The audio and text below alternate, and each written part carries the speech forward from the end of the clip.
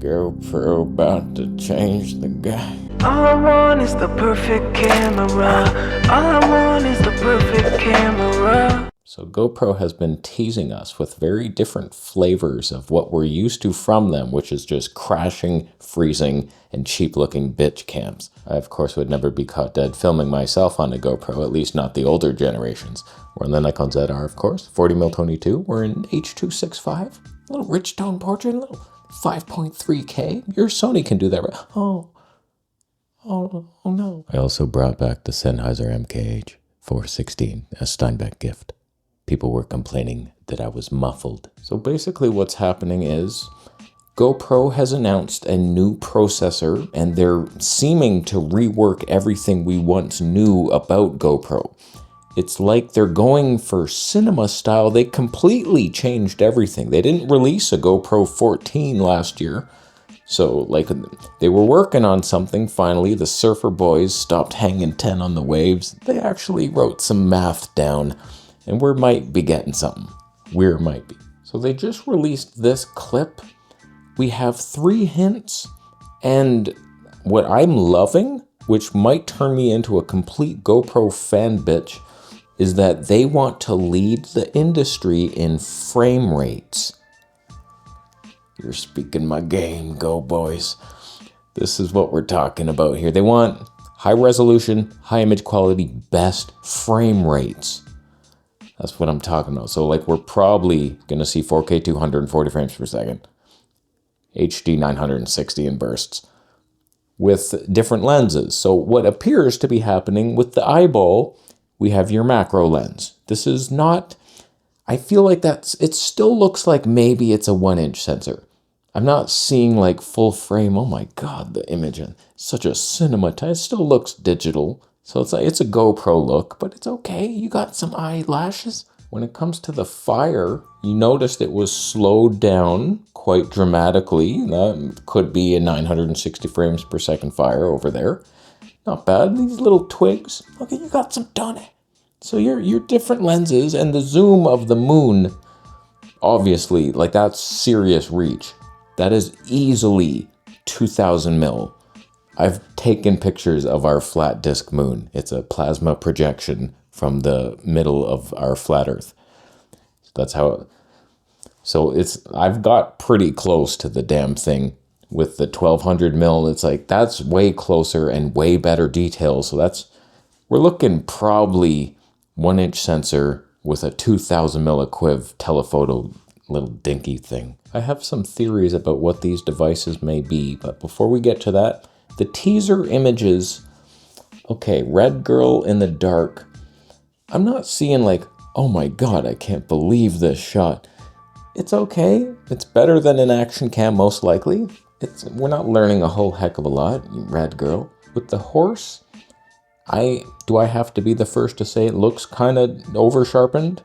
Little digital look. It's not like, oh my God, can you believe that? And we're like open gate bullshit. So it's like, okay. You did something, it's not bad. Everything's in focus, so this is probably the action cam. Might not even be a 1-inch, it could be. I think it could be. It's not the best thing. When it comes to the shot of Cam Mackey on the roof of his pickup truck, it's not bad. Like you got some stars exposed, but also minor amounts of detail in his sleeve.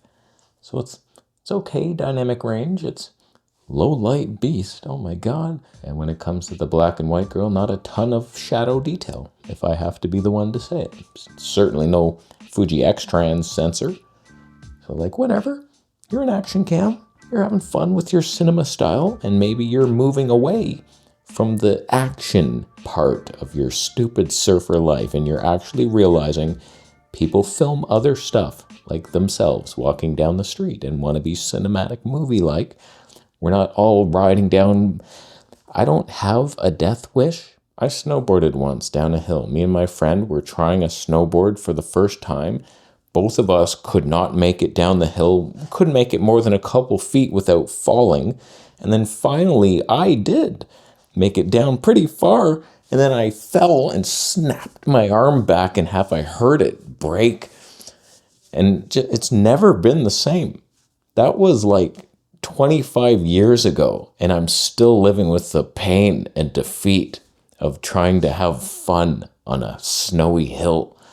So it's like, you action people, I'm going to mountain bike down this, look at these ramps, I'm going to, whoa. Like, what the hell are you doing here on Earth? You ever watch that documentary of I forget what they call them. They're like just flying, the fly suits.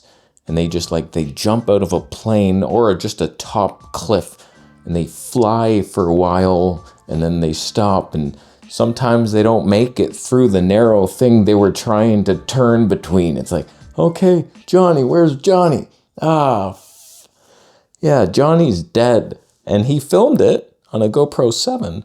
But it's like, who are you going to show the footage to? His orphaned babies? All right, let's talk about this GP3 and what it could and should be.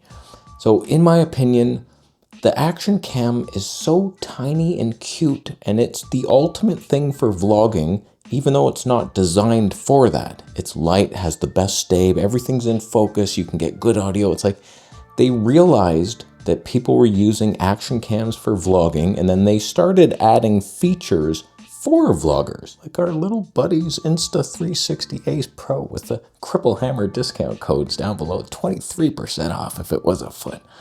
Wow, fantastic. So like, this is an action cam, but people started vlogging. So all of a sudden we got the flippy screen, and then this is a cinematic lens for like ultimate vlogging cinema style. And oh, we got a little mic jack. What's that for? You're talking down them. Okay, I'm about to fall off the ramp, and how many legs will I break? I have 2.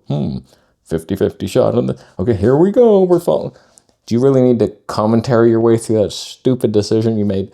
So it's like, these are vlogging cams now, in my opinion, but we still have the problem that they're action cams and they're designed to focus way back there on the guy's broken legs. So it's bullshit. We're not really in focus. So they're slowly starting to get their shit together and make it for us. Little front-facing mic gear. Come on. So if it was me running GoPro, I'd be like, okay, let's stop the action stuff. You have an action line, but then you branch off to the cinema content creator line, and it's a slightly bigger sensor, a little more done in, a little more vloggy features, and we really perfect it with the shotgun mic, windproof. I'm sure this one will be. Haven't already tested, I'm not disappointed. But imagine this, a GoPro cinema cam, tiny 1-inch sensor, interchangeable lenses, best stability in the business, class-leading frame rates. Come on, like some new cinema colors? Flippy screen over here? Is that what you're telling me? And because GoPro is most likely still gonna focus on being very lightweight and compact, the lenses are gonna be low element count 3D popping beast machines. Oh, I can't wait for the Leica pop. Little partnership with Voigtlander. Come on, GoPro I'm gonna buy stock. Usually in side-by-side comparisons, I prefer the GoPro look to the DJI. It just kind of looks better, a little better colors, a little more polished, maybe more dynamic range, just better exposure for the human. The only problem was the reliability and the freezing issue. I think it was the GoPro 8 I had that just kept freezing. I would lose files. I was like, I can't even use this. It wasn't until the 11, when they got their new processor, don't quote me on any of this, it was finally reliable and I could use it all the time. And then I just went DJI for the heck of it. It seemed easier. It wasn't like better. We had 2.7K 240 frames per second in the GoPro. That's not bad. That's not bad. That's class leading still. So it's like, imagine they're gonna improve upon that without a little dinky sensor, open gate, tall sensor. Like, they already did it. You can tell they have open gate. That's annoying, but whatever. It's not a 2 megapixel sensor like I asked for, but they'll have 3D popping GoPro lenses. But it's exciting to think about GoPro entering a new cinema space, bringing tiny action fun to a new cinema lifestyle catered towards shill tubing douches. I think that's a partnership for success. So it's like, I'm excited to see what's going to happen. Watch it be some bullshit like cinema cam that's $25,000 and we're just like, oh, wow, look at this. And it's still like cheap and over sharpened and we're just like, what the hell, man? It freezes on your first go and you try to take the lens off, the mount breaks. It's not even a surfboard connection. It's bullshit. So that's probably, we're going to be disappointed. Every time something's marketed towards us, it's full of lies and misdirection. It's like, oh, you're going to get this. And like, we got none of it. Only disappointment and sadness. But that's fine. I'm used to it from childhood. So thank you. What do you think it's going to be? Post it down below. After you buy the Insta360 through my 23% off discount code. And that will funnel some of the money to me so I can buy GoPro related things. Thank you for the Bitcoin donation. Subscribe, I think.